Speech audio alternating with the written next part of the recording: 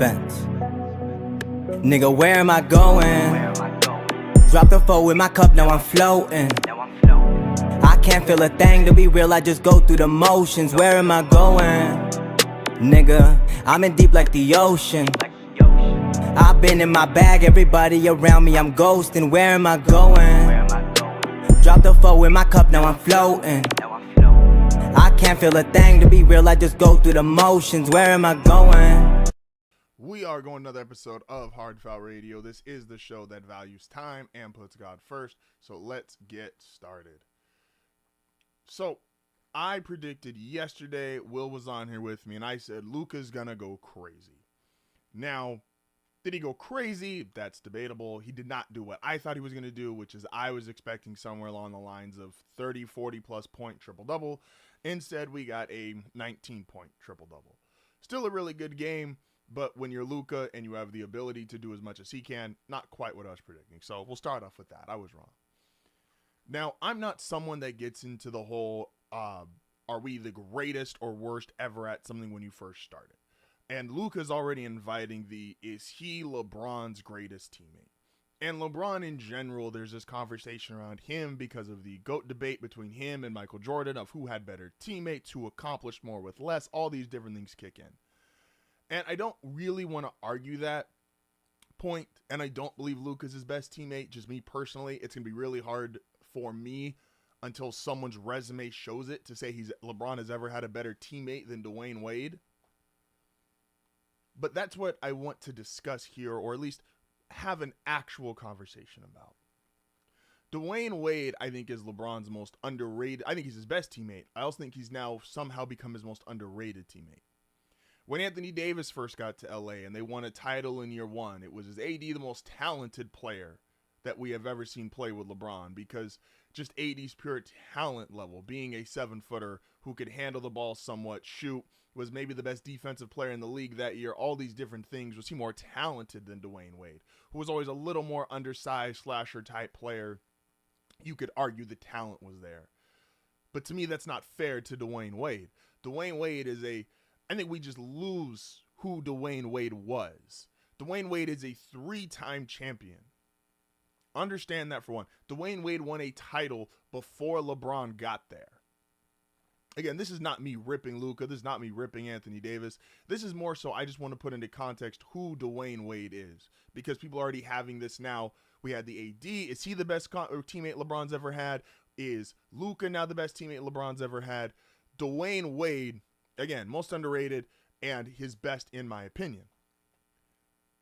Dwayne Wade won a title before LeBron got there. Dwayne Wade in a league with Kobe Bryant and LeBron James, in my opinion, two of the 3 greatest players to ever play the game of basketball, was the other guy. He was right up there when you did your top 3. Go back to that 07-08 or 08-09 MVPs. It was Kobe, LeBron, D-Wade. D-Wade was coming off injury, averaging 30-plus a game for the Heat, and he was the only reason from that 08 season up until 2010, 2011 when he joined with LeBron, he was the only reason the Heat were relevant. And not in the sense Jimmy Butler's made them relevant, but Dwayne Wade was one of the best players in the game of basketball, bar none. I say all that, though, to say, I want to give Dwayne Wade his love. Luka might be the best fit, especially if you want to go where they're at in their careers. AD was a good fit because at that point in time when he joined the Lakers, LeBron was still able to be the primary ball handler. He could still give you 65, 75 plus games a year, and he could still show up offense, defense every night. And the way he could play, he could still be your point guard and you could still win games. While LeBron's greatness, while we understand the numbers that he's averaging, the points that he's scoring, all the things he's still able to do at 40 years old, which is he is truly in a class by himself because we've never seen an athlete be this great this late into their career. He is no longer that guy when he first got with AD.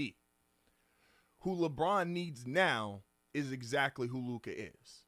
He needs another guy who can handle the ball. He needs another guy who could be the primary guy on offense. He needs a guy who can give him these 5-6 minute stretches either off the court and the game not get away, or on the court where he can reserve some energy. Luka, again, I think D-Wade is his best teammate he's ever had. Anthony Davis has an argument for the most talented teammate he's ever had. But Luka truly has an argument for maybe the most perfect fit he's ever had. And that obviously all depends on at what point in his career. I don't believe Luka Doncic in 2024 is who LeBron James needed in 2010, where he was still the best ball handler, the best. He wanted to dominate the ball. He was the best guy in the league, bar none. Because remember, when him and Dwayne Wade got together, there were issues because they were both primary ball handlers. They were both slashers. They were both guys that needed the ball in their hands to succeed, to do well. They were both 30-point per game guys. So at that point in LeBron James' career, it's why everyone talks about, well, he needed D Wade to help him win. Is a mentality thing. Him and D Wade did not they clashed stylistically. So again, D Wade best, AD most talented, Luka potentially the best teammate he's going to have, best fit as a teammate that he's ever going to have in his career. And again, part of that is because LeBron is 40. LeBron needs possessions off. LeBron needs stretches of time off more than he's ever needed in his career. No athlete, especially in the NBA, has ever played this late into their career and have been asked to be this good this late into their career. And it showed, I think, even more in the fourth quarter when Luka was off the floor.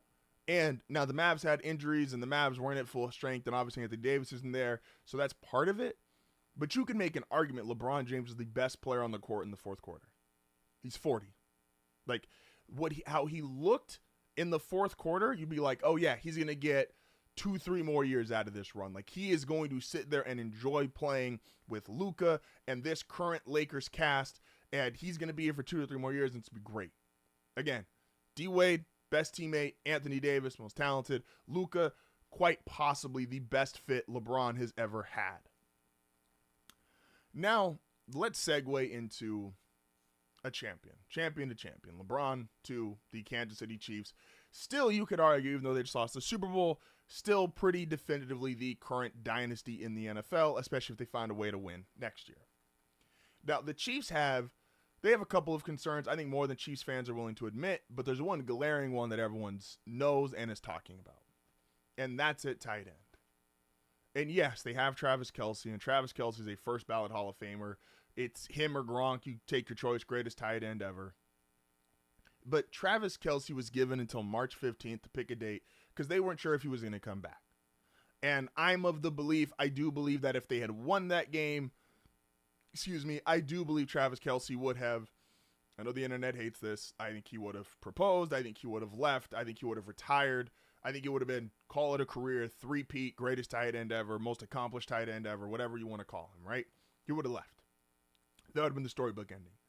I do think now, because they didn't win that game, he's coming back because he doesn't want that to be the last thing people see, which is if you're watching that game, there's the one really bad play where he just sits there, he just sits in the one spot, doesn't move, did not have a great game, did not have a last 2 games in the playoffs. Athletes of that caliber do not want to end on a sour note.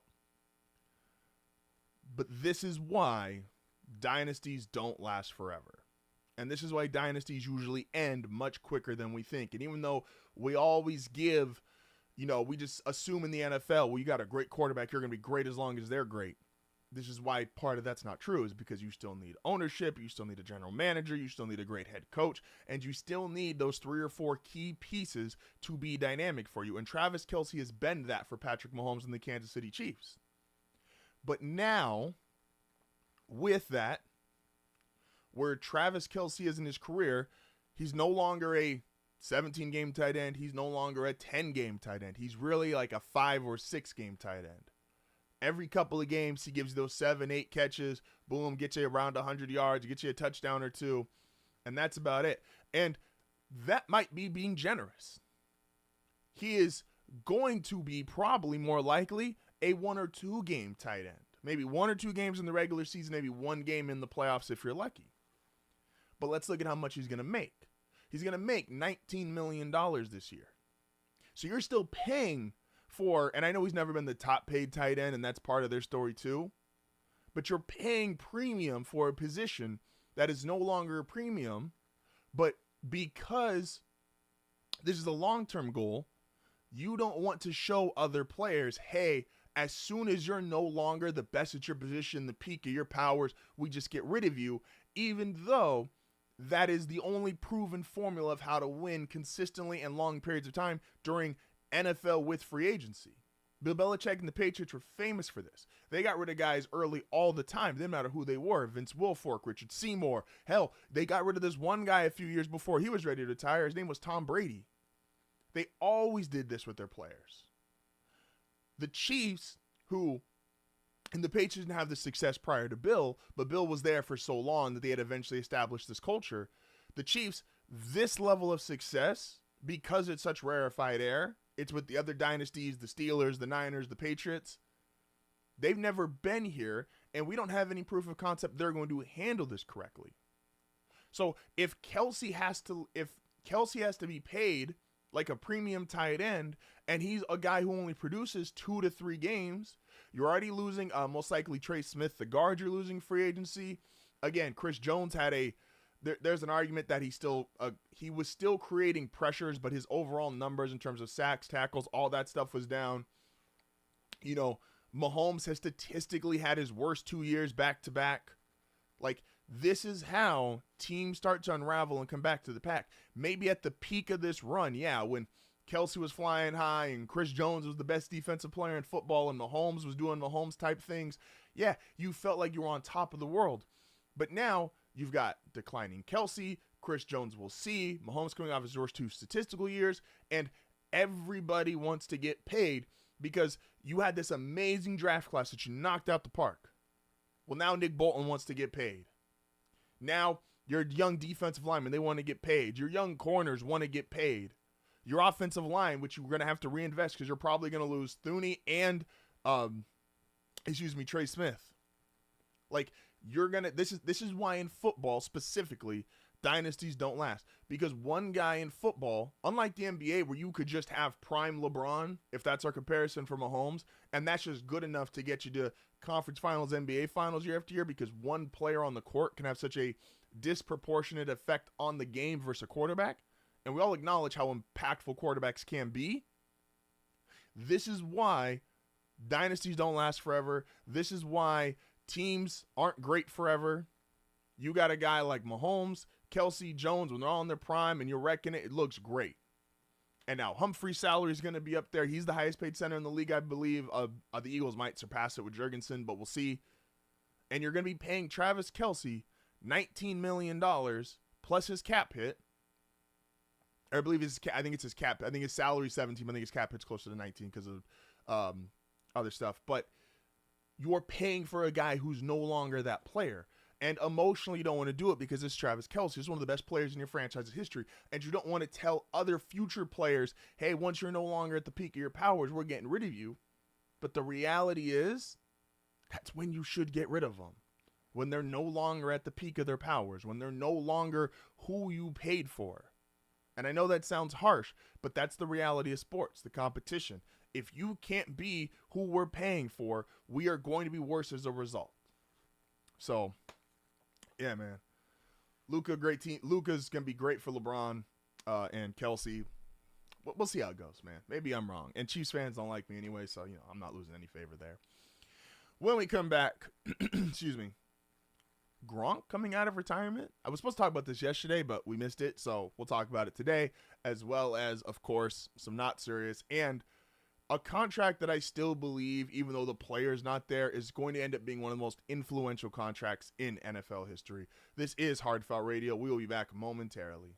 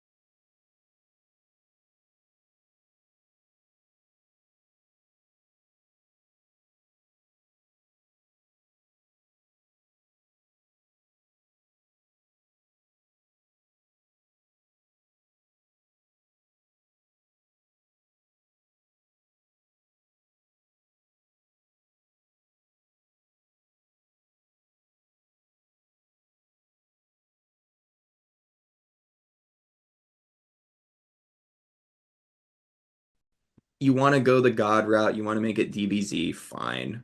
I don't think that's very interesting. No, I agree.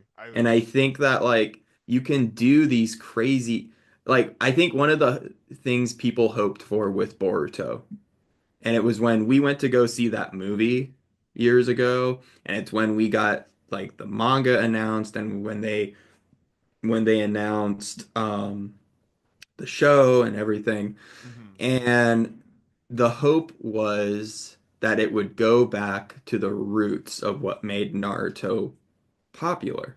hmm I just think the creators didn't understand what made Naruto good. For us, No, there's I gonna agree. be an audience of people that want ass kicking. I just don't think it's the fun. Like, I don't think that's fun. Oh, It wow, Boruto has hands. And I'm like, but me too, man. Like, I don't know. Like, And we are back. This is HardFoul Radio. Appreciate everybody for tuning in. Let me move that real quick. Sorry about that. So, I want to discuss here real quick. There was a funny story, and this should be not serious, which is why I think it's going to kind of lead into it. Is Gronk supposedly there was a story reported, and it was my reasons were 1,000% biased. I just want to see him play one game against Kelce, him have like 7-8 catches, 100 yards and a touchdown, and Kelce be shut down for like 2 catches for 10 yards, something like that, just so I can have that like in the, put that on my cap against the Chiefs, right? Here's the thing: most athletes, the little bit of seriousness I'll give this, most athletes once they're done, they're just done. I get it. Brady and Favre and some of these other guys who have retired and then come back, they did it in such a short amount of time that they weren't really gone for a significant amount of time, like Gronk. And I understand Gronk's already done this once. But if you actually retire from the sport you are playing, and then you go do whatever it is for a year or two, to ramp yourself back up to where you get yourself in that position of, look, I want to be in, like, get yourself in position of, I'm gonna get myself back in shape. I'm gonna get, start doing all these different things, blah blah blah. Like, to get yourself back there, that takes a lot. That takes a lot. And so to do that, it's just not reasonable for most athletes, even guys who played at the highest end, which I believe Rob Gronkowski is the greatest tight end ever. I don't think it's particularly close. I understand the Kelce arguments, but look, man, Gronk was just a different monster. I understand Kelce's been great, all-timer, all that stuff. He could be number 2. I'd make an argument, again, somewhat semi-biased, but also true, that if you look at Shannon Sharp for an era, Shannon's numbers are just as good as anyone's. Just he played in a way different era, played with a 2,000-yard rusher and Terrell Davis, a whole bunch of different things. But Shannon's one of the greatest ever as well. And so, with all that being said, what Gronk attempting, or really any athlete attempting to come back, it's just not realistic. Like, to go through training camp, especially this early. If anything, guys would come back, like, right before the season starts, because they'd be like, all right, I'll do my own little routine. I'm not trying to go through training camp. I'm not trying to get hit a whole bunch. I'm not trying to go through preseason. I will come back and do this if I can do it on my own schedule and I can do it in my own way. But I'm not going through training camp, like, because that's the hardest part. Going through training camp, going through all these drills, all these practices. No. Let me just show up. If I think I'm truly that good, let me just show up towards the end of that stuff, come in, play maybe a preseason game, and then you're ready for the regular season. If you remember when Terrell Owens was trying to do this, that's pretty much all T.O. wanted to do. He wasn't trying to go through preseason. He wasn't trying to go through training camp. He wanted to show up. He was still in great shape. Now, we'll never know if that's really football shape or not, which is another big thing. But he just wanted to come, play the games, because he loves football. And a lot of these guys, this is all they've ever done. This is all they know. So, of course, like, I believe wholeheartedly if Gronk's body didn't start to fail him, he probably would have continued to play. But guess what? He didn't want to keep taking the hits. He didn't want to keep taking the punishment. He didn't want to keep showing up for training camp. He didn't want to keep showing up for all this stuff.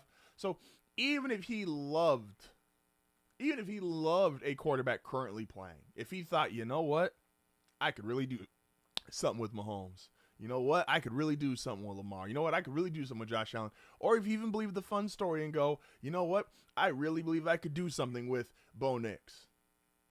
He ain't trying to do all that. No one's trying to do all that. Once you've left your job, once you have retired, and I know it doesn't feel the same because athletes retire so much earlier than regular people, but because they invested pretty much 9-10 years old and they're going for 20-25 years until they're in their mid-30s, or in LeBron's case, like he's going to end up being 30 years by the time this is all said and done. You don't want to go back to your job after 30 years. After you did it for 30 years, you quit, retired, whatever, and then a year or two later, you're going to be like, you know what? I really want to do all that again. I want to do the hard stuff again. I want to go get hit in practice. I want to go to preseason. I want to do... That's just not realistic. So, shout out to Gronk. It was a fun story. I enjoyed it, of course, because it was centered around potentially playing with the Broncos, which I thought would have been funny, but not a real story. So, it is what it is. We transition, of course, now with Not Serious, and these are the titles. These are the stories that are just the least serious things going on in sports right now. And I specifically want to take today, we have to wrap up a lot of the NFL stuff before we get into, Tony's going to be on here next Monday with me. We're going to be doing a draft preview, going over a whole lot more draft-centric stuff. So that'll be really fun. But I want to kind of close this part out of the NFL season for my Not Serious edition. And these are the least serious franchises in the NFL. We're going to get to about 4 of them. The first one is probably the most notable and the one that is the most probably respected in terms of its players, but it's the Cincinnati Bengals. Look, man, I said my hot take for the NFL offseason is that the Bengals screwed this all up. They don't re-sign Chase. They don't re-sign Higgins. Everybody walks out the door. They don't re-sign Hendrickson. Everybody walks out the door. The Bengals are somebody who's not used to having money. The Bengals are somebody who is not used to having responsibility. And on top of all that, they're cheap as hell still. They were gifted Joe Burrow, Jamar Chase, T. Higgins, Trey Hendrickson from the Saints, all these really big core pieces, guys who would be the core of your franchise. And instead of doing the smart thing, which is spend more up front and get everybody's deal done early, they did it exclusively with Joe Burrow, who was the most expensive, and then waited until the last possible second and still haven't given deals to either Chase, Higgins, or Hendrickson. Look, man, if you are given all the tools to succeed, everybody goes through their own struggle. Everybody goes through their own set of consequences. Everybody has issues in life. We all understand that. But we feel less bad for the trust fund baby who blows it all, can't figure it out, mom and dad can't help him anymore. We feel less bad for them versus if you're a regular person, work a regular job, and you just get yourself caught up in something. That we understand because we've all lived that life. We've all made mistakes. We've all done dumb shit in our life. But if you're the trust fund baby, and in this case the Bengals, getting Chase, Burrow, Higgins, Hendrickson, the way that they did, you feel like the trust fund kid. And you couldn't make it work. Not only could you not make it work, you got to the Super Bowl year 2 with Joe Burrow. What have we done since then? Missed the playoffs, a good win against Buffalo and Josh Allen, and that's it. Like, you had your team, and not being hyperbolic here, your team potentially, you had the most talent you are ever going to have in the history of your franchise. And that's what you did. And it was great season. But the fact you didn't capitalize on it, the fact you didn't go, oh, we have uniquely talented players right now. You could have signed Jesse Bates, who at that point in time was the only guy who was coming close on getting a new deal. You could have signed Higgins early. You could have signed Chase early. And you could have signed Burrow early. And you could have said, look, man, the Chiefs are doing this. They're signing Mahomes to this 10-year deal, $400+ million, almost $500 million. And we're going to spread it out and make it work. And let's give Chase the longest deal. Like, these are what good teams do. And that's why this is not a serious franchise. So the Bengals are first not serious franchise. Staying in the AFC North, and I kind of talked with Tony this on Monday, the Steelers. The reality is there's a lot of not serious in the AFC North. You'll see as this list progresses. What are we doing, Pittsburgh? What are we doing? Mike Tomlin's never had a losing season. Great. Can we get a playoff win? I thought this was the year that you didn't even finish above 500, and that will happen at some point. Like Mike Tomlin just won't finish above 500, and then you'll see everything will actually be out and about. And we all respect Mike Tomlin. We all know he's a great coach, but at some point you do have to either move on or fix it. And their problem of not winning playoff games, Mike Tomlin is currently not fixing, and the way he's attempting to fix it, if he is, Justin Fields, Russell Wilson, and now there's talks about, oh, maybe they can get Matt Stafford. And while I know I'm much higher on Matt Stafford than probably the average person is, it's just this rotating door of, all right, we're going to scratch and claw this year a little bit differently. It's still going to be a scratch and claw game, but we're going to do it a little bit differently, move it just slightly, just move the goalpost a little bit, and then we'll try to get in. The Steelers need to invest, and I don't ever really recommend these trades, but because it's going to happen in your division, the Steelers need to invest, trade away a piece or two of your defense, which is the highest paid defense in the NFL, and get yourself a legitimate draft pick. I'm not saying you got to do it this year. Maybe you wait till next year. Maybe you don't like Shedeur and Cam Ward. Fine. You don't think they're the guys who are going to lead you to potentially getting back to the Super Bowl. Fine. But in these next few years, you got to move some pieces, make some moves, do some roster adjustments, and get to a position where you can get your franchise quarterback. Because you're not doing it, with all due respect, with Justin Fields. You're not doing it with Russell Wilson.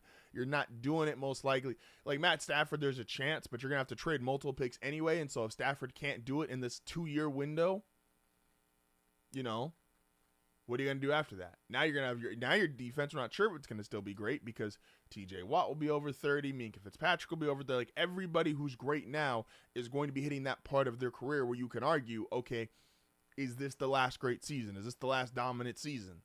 Like that will happen eventually. And it doesn't feel like they're doing anything about it. And that's the biggest thing we're not serious, especially when you're talking about franchises. If you're not a serious franchise, it's not just because you have a problem. It's you don't have a serious solution. You don't have a way of fixing it. You just have a problem and you're letting it go. You got a leaky faucet and you're just letting that bitch drip. So the Steelers, second not serious franchise. Staying in the AFC North, let's do almost a complete sweep. Cleveland has never been the most serious franchise. There's a lot of issues with the Cleveland Browns. But you've now somehow found a way. I'm not even really elaborate too much on this. Deshaun Watson was a bad contract offer. Everyone knows Deshaun Watson, the guy who started his career off with the Houston Texans, was a great quarterback. And there's a piece of history that's just kind of lost to history now, who was up 20-plus points, 24-0, against before he had won a title, Patrick Mahomes and the Kansas City Chiefs. And then everything went downhill. So we're not saying that at the time he wasn't worth potentially a flyer or he wasn't talented, but because of the allegations that came out and everything that ensued afterwards, to then not just offer him a contract, but to double and triple down on it and go, you know what? We're going to offer him the most lucrative contract in NFL history, and we're going to make it, at the time it's no longer, but we're going to make it fully guaranteed. We're going to break the precedent of not fully guaranteed contracts in the NFL, and we're going to do it with this guy who's coming off an injury and nasty allegations. That went so bad, you now are going to have to trade off potentially Denzel Ward, for sure Miles Turner. This is the most talent David Njoku's career, the prime of his career. We're probably not going to have anything here. You're going to have to draft a rookie quarterback who potentially saves you from the future cap hell, and it's the only way you're going to be able to be sustainable. But you turned that trade, you're now going to lose the rest of your star players, either to trade or just miss out on the prime of their careers, because that's what you decided to do, was you wanted to triple down and give a fully guaranteed contract to a guy coming off an injury with allegations. Okay. Smart job, Cleveland. So I'll say that to say Baltimore should run through the AFC North. That is the new dysfunctional division. That is the least serious division in football, is the AFC North. I don't even want to get into my fourth team. We're going to take a quick break here, and when we come back, we're going to discuss, again, a guy whose caliber wouldn't say it, but a contract I think is going to go down as one of the most important in NFL history. This is HardFoul Radio. We'll be back momentarily.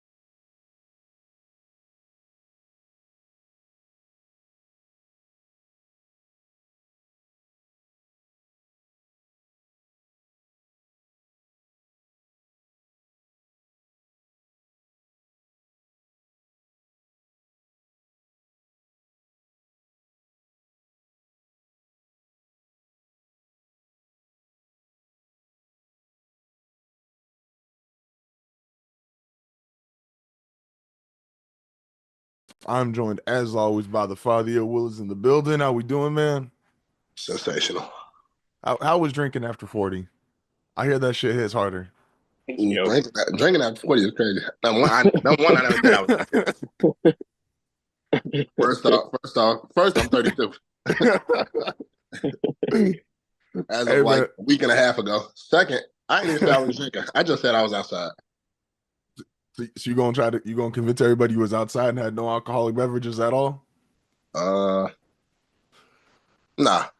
I'm just saying I never said I was drinking. I ain't say I wasn't either. I understand, understandable. This nigga said in the text message before we got on this shit talking about like, yo, I'm about to have a macchiato. I did not say I was about to have a macchiato. Tony said something about Italian, so I just named it Italian style. I heard macchiato. No, I said you can never go wrong with a macchiato. I got regular coffee though. All right. I'm joined. shout out to the coffee lovers of the world. So, the way contracts work in sports and the way realistically contracts work in life is you always have to, and really just money in general, you always have to look at time and place. Just because you are the highest paid or you've made the most money for something or you're the most lucrative isn't always necessarily is a defining characteristic of you were the absolute best at it. Some of it was just time. If you live in 2024 and you've just worked a regular job, you work a regular job for 4 to 5 years, you will out-earn people that lived in the 1910s and 1920s. And I know that sounds stupid, and that sounds like, oh, well, of course, but it's like they were only making $1 to an hour back then, and even then, sometimes, it's like $1 to an hour. So you will, especially in California, $17, $18, $19, $20 an hour for just, some entry-level jobs now at this point, you will earn more in a few years than some people did over the course of their lives. Time is relative in comparison to money. So there's a player who is potentially going to receive the largest contract in NFL history, and by no means does anyone think he is deserving or the best player in NFL currently or the best player in NFL history or nothing like that. Some people don't even think he's top 10 at his position. Which also means the team that signs him, if he stays with his team, he has 1 year left on his deal, they're going to make one of the most influential contract decisions of all time. And of course, we're talking about Brock Purdy and the San Francisco 49ers. Look, I like Brock. I think Brock is fine. I don't think Brock is elite. I think he is if the rest of your team is talented, not saying they have to be peak 49ers with, 8 all pros, but if you have a good team, Brock Purdy is a good quarterback. And he has accomplished more than other guys who have been paid. You could say he's not as good, but you can't argue. Like good, that's subjective. You could argue that all day. You cannot argue he has done more in his career than Jordan Love, who got paid $50+ million a year. He has done more in his career than Trevor Lawrence, who got $50+ million a year. And those guys were higher draft picks. He was obviously the last pick in the draft, and some of that all comes into consideration. At some point, and he's just kind of the perfect example, and maybe the Niners, and they just announced today, Debo, they're going to allow him to seek a trade and go get a fresh start and all that stuff. So they're going to, even if Debo, you don't think is who he was a couple years ago, they're going to be less talented off rip because Debo's gone. We'll see what Ricky Pearsall does in year 2, and we'll see how this offense and team comes back from easily their worst season under Kyle Shanahan post this run. If the Niners extend him, which I do believe they will, I don't think they're going to, again, Brock Purdy can play quarterback in the National Football League. Do I think he's one of the 5 best, 10 best? That's debatable. Well, definitely not one of the 5 best. But is he one of the 10 best? You're probably getting in debates there. Is he in the top half of the league? Yeah, he's probably around 14 to 16. Is a fair assumption of him. But he's accomplished more than what other guys have. Now, if they get him for, and this is how you know he's polarizing.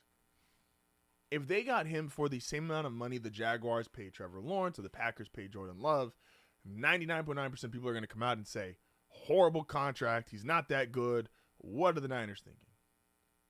But if he signed a contract, he's not going to sign a 1-year prove-it deal, but if he signs an extension closer to Baker Mayfield, who potentially has the best contract Mahomes' contract is so weird that Mahomes' contract, pretty much for the life of it, is going to be the best contract in sports because of how great he is and how flexible his contract is. But if you exclude him, who has a one-of deal, Baker Mayfield probably is the best contract in football right now. $30 million a year for a Pro Bowl level quarterback who is going to get you to the playoffs, can get you 30-plus touchdowns, and is a leader of your football team. And again, he's in that same kind of class where, you're going to go between 10 to 16. You're going to have, that's where Baker's going to fall in. Maybe you make the argument right at 10. Again, you go down your own list. If he signed that deal, I think everybody immediately would go, that's a great contract.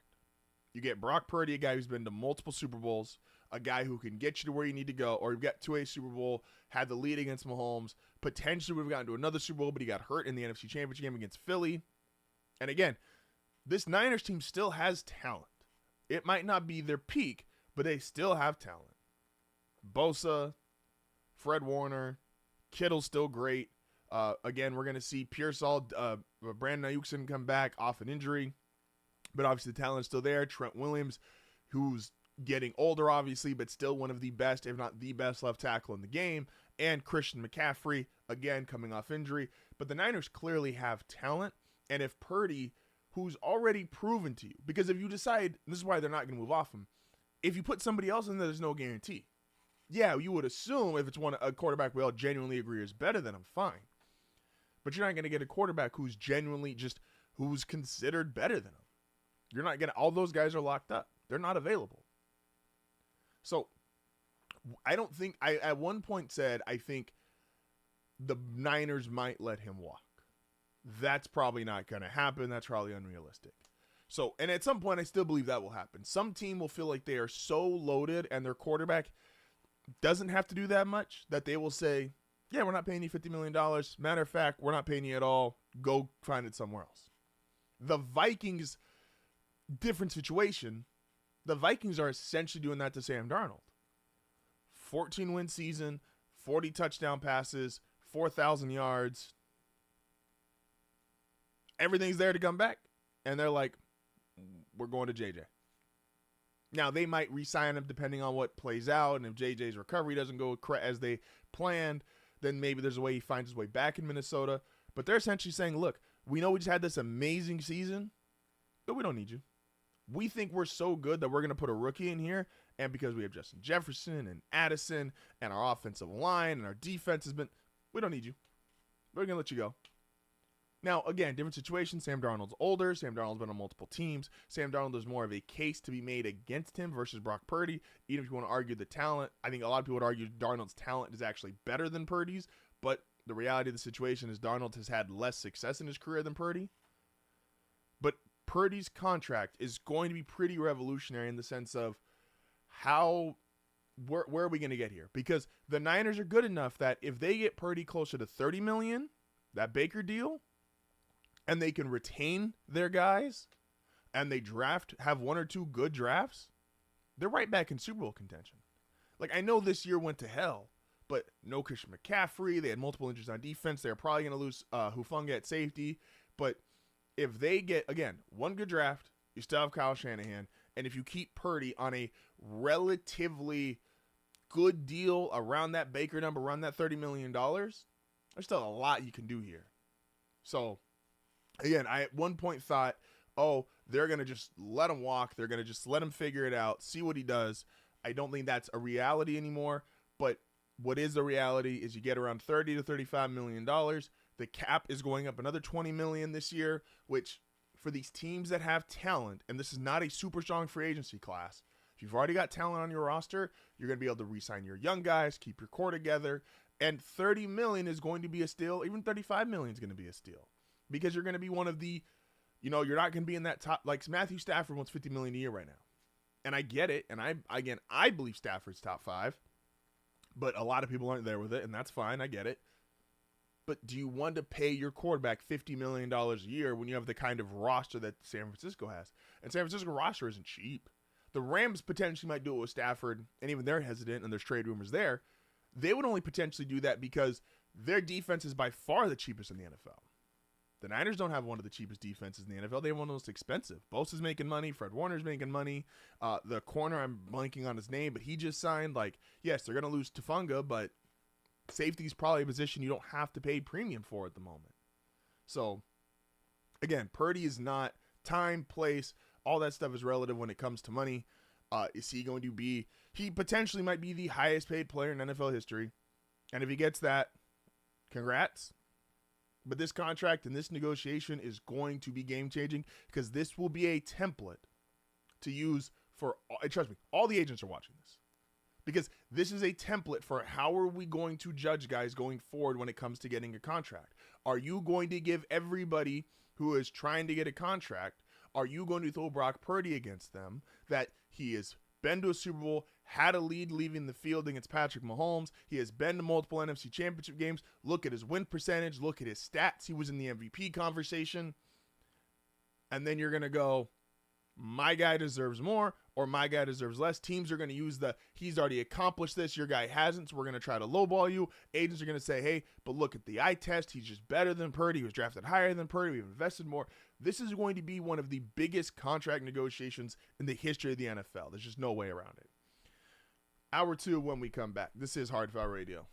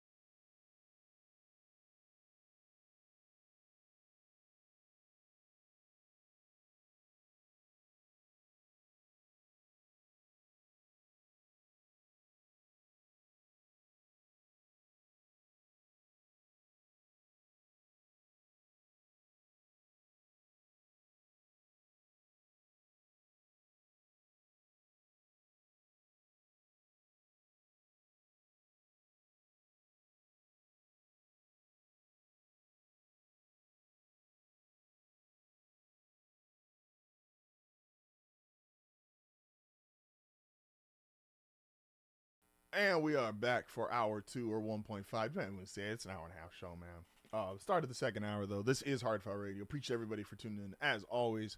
Don't forget, live, if you're watching this on YouTube, don't forget we are live every day, 4:30 to 6 p.m. Might change a little bit coming up, but we'll keep you guys informed. You should learn from the past. You should. You should really learn from the past. Especially when people make mistakes. Learning from mistakes, there's a really strong argument, is way more valuable than learning from lessons. When people mess up, when they make mistakes, you go, this is what they did. This is what I'm not going to do. I can learn a lot because I saw how they tried it and it didn't work. I'm not going to say this is outright a mistake, but it definitely feels like it. So the NFL Combine's going on, and all the coaches and GMs and all these representatives from teams are down there, and they're talking to players, and they're talking to the media, and they're answering all these questions. And for the most part, coaches that really get it, not saying there's not outliers, but they're pretty quick with answers. They don't give away a whole lot of information.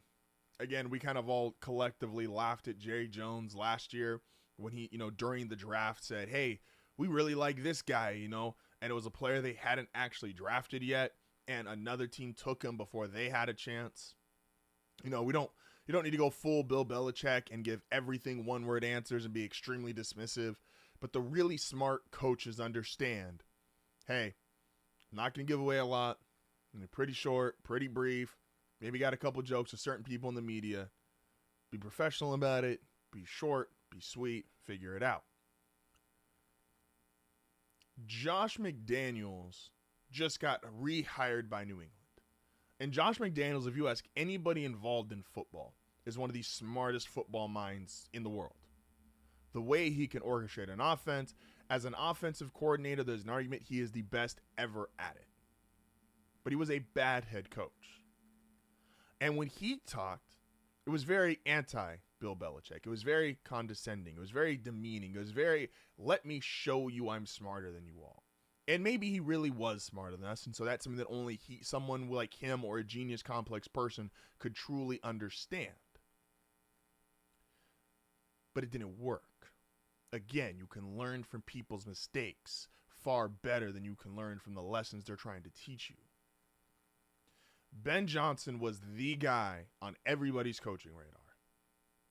Hire Ben Johnson. Hire Ben Johnson. The Bears need to hire Ben Johnson. If you're the Saints, try to get Ben. Like teams, there were potential trade packages for Ben Johnson. Like if you couldn't get him, if you couldn't convince him to come to your team outright, let's try to trade a player or trade away some draft picks, and we'll do a sign and trade for a coach.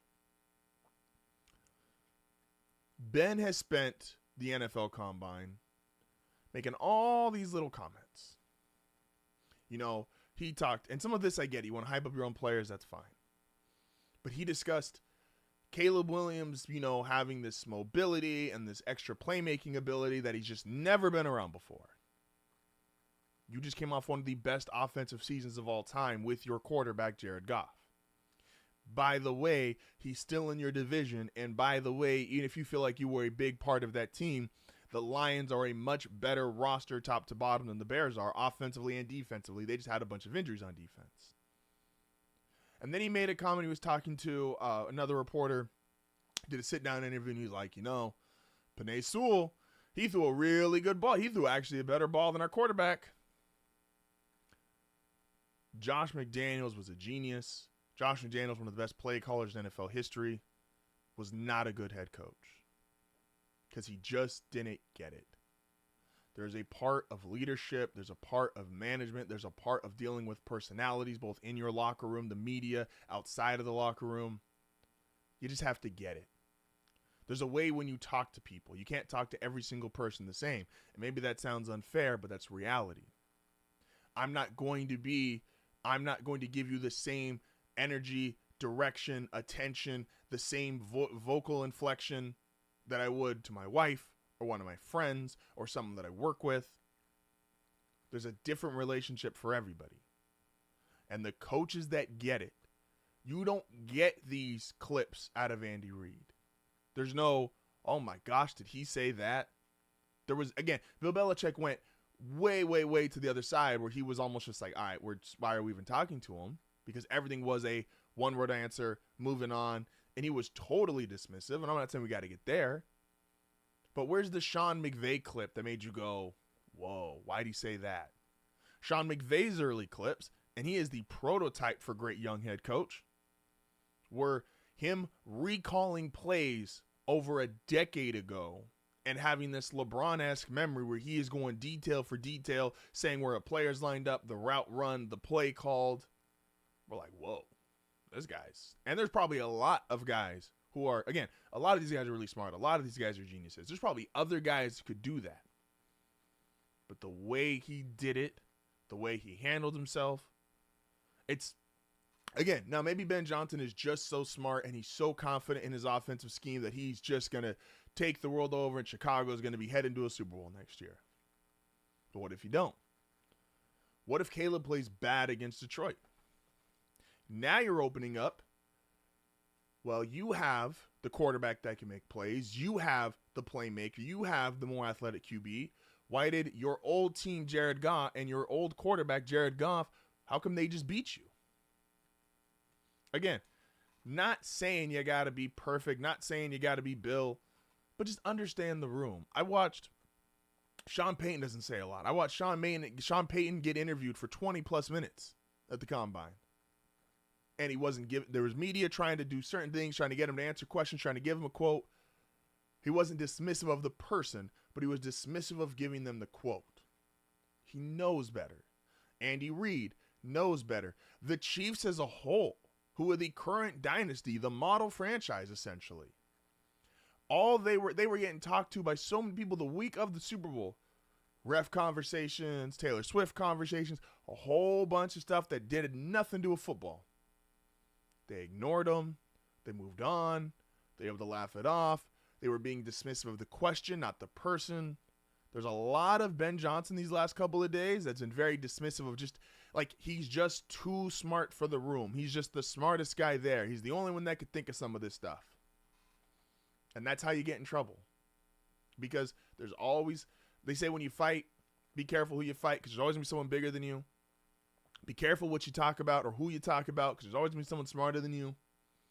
And Ben Johnson has just been talking really, he's been saying a lot of stuff that make me go, now, I wouldn't regret the hire. I wouldn't say, oh, no, we don't want Ben Johnson.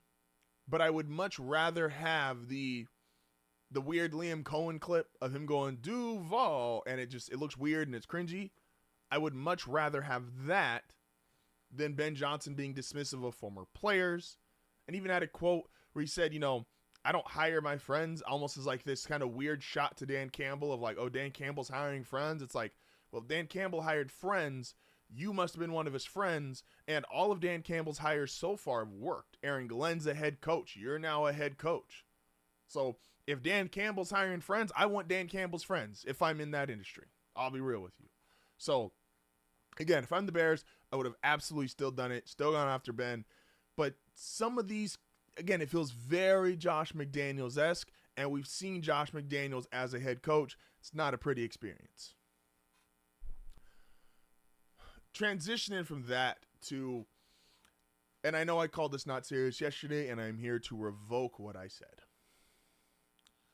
Jason Tatum, I'm sorry.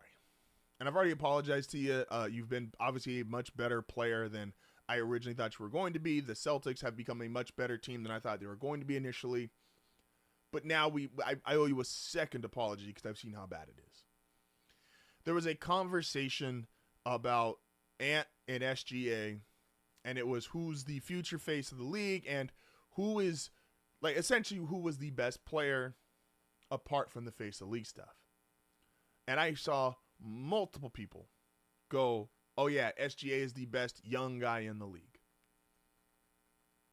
Jason Tatum was 26. Repeat that again. Jason Tatum is 26. He is 26. He's been to multiple Eastern Conference Finals. He has won an NBA Finals. He's been to 2 of them. His losses in the playoffs are almost exclusively to Steph Curry and LeBron James, the 2 best players of the last 15 years. What are we doing here? I understand Shy's great. I may not like the play style, but I understand Shy's great. Jason Tatum is a 26-year-old, multiple finals appearance, a win in the NBA Finals, and his losses are primarily to LeBron and Stephen Curry in the playoffs. He's a multiple first-team All-NBA guy. They've had one of the best, their regular season winning percentage, I think is second since he's been there. And again, at 20, he was dunking on LeBron James in the playoffs. SGA is great. SGA is going to be on a lot of people's MVP ballot. He's going to be on top of a lot of people's MVP ballots. He's not a better player than Jason Tatum. He has not accomplished more than Jason Tatum. He doesn't deserve to be ranked higher than Jason Tatum, even if you think he's got aura. Even if you think he's carrying a bunch of kids. So was Jason Tatum when him and Jaylen Brown, when they were going up, Jaylen Brown, Marcus Smart, like this Celtics team, I know now they have Kristaps and they have Drew, but this was a team full of kids, and they were still making the Eastern Conference Finals. They were still getting far in the playoffs. Again, made the finals in 22. Okay, fine. They lost to Steph Curry. Made the Eastern Conference Finals multiple times. Okay, they lost to LeBron James. You guys are going to keep making me apologize to Jason. Is it going to be a thing? I have to apologize to Jason Tatum every single week? Again, I was the last guy to be on the Celtics to win a title team. I was constantly picking Milwaukee. I have picked Philly. That's gotten really bad. All these other teams over them. LeBron during his last run to the East. But let's be honest here. No player, Luka, you could argue from a individual standpoint, fine. 5 first-team All-NBAs in your first 6 years is insane. But if it's not Luka, there's not another guy in the NBA who has Jason Tatum's level of resume at 26, and he shouldn't be compared to those guys. To be fair, and he's a little bit younger, Jason Tatum's honest contemporaries, the people that he's in conversation with, now I don't think he's quite as good as these guys, but he deserves this because his resume says so. You got to compare him to Giannis. You got to compare him to Jokic. Guys who are MVP level players who have won titles. And Jason Tatum might be winning his back-to-back, get his second ring. And then we're going to have this same conversation as a 26-year-old. He will be a 2-time champion. He'll still have all these All-NBA honors. He'll still have the Olympic gold medal. There's people to compare him to. And with all due respect to the potential MVP of the league, SGA isn't one of them. Sorry, he's just not. We're going back to wrap this up. This is HardFoul Radio. Appreciate everybody as always. We'll be back momentarily.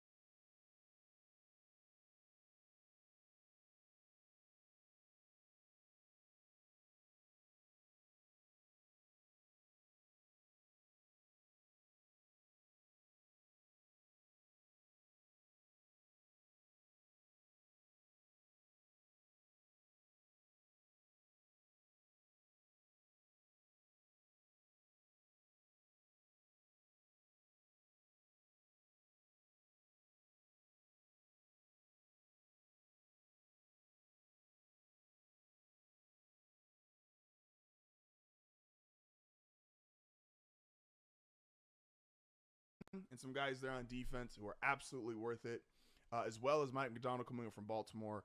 You have Pittsburgh, TJ Watt, that defense. The Buccaneers defense, and then you have the Jets in week 4. So 2 out of the 4, you have elite personnel defensively between Pittsburgh and New York. And then you have a potentially elite personnel and a coordinator who just got the job because of how good he did with another team and is now a head coach in Seattle. So through 4 weeks, we're going to find out what this looks like. It's great, too. I love that clip because we did find out who Bo was. And shout out to Bo Nix. Shout out to the Broncos. Really excited for next year. Got a little bit more to close out here. So I also want to explain, next Monday's show is going to be drastically different. Tony is going to be with me. We're going to be breaking down the NFL draft, looking into QB1, a bunch of different storylines heading into it. And then we'll probably get you guys a mock draft come April. But there's basically going to be a Monday show a month, at least right now, that is dedicated to the upcoming NFL draft. So, and it's crazy still to me always, like how big the NFL is and how much bigger it is than even other sports leagues, where its off season is arguably way more interesting and gets way more traction than other sports regular seasons. And part of that is the uniqueness of only one game a week versus the NBA and NFL, the NBA and MLB. There's games all the time, and your own personal team's going to play 2 to 4 games a week. So that does help. Yeah, that's going to be really fun. Looking forward to that. Also starting this next journey, at some point we are bringing back 90 Feet for my baseball fans out there, as well as I've inherited becoming a Alabama Crimson Tide fan for college football. So I'm going to be much more involved with that throughout the year. I'll explain that story a little bit later. Fun story. Cool, kind of. But I'll explain that again. I'll explain that more later down the line. So expect that next week. A lot of stuff coming down here. Our live times might be slightly changing. Again, I mentioned that a little bit earlier in the show, but I'll break down that more as it comes up if it has to. I don't have confirmation on that yet.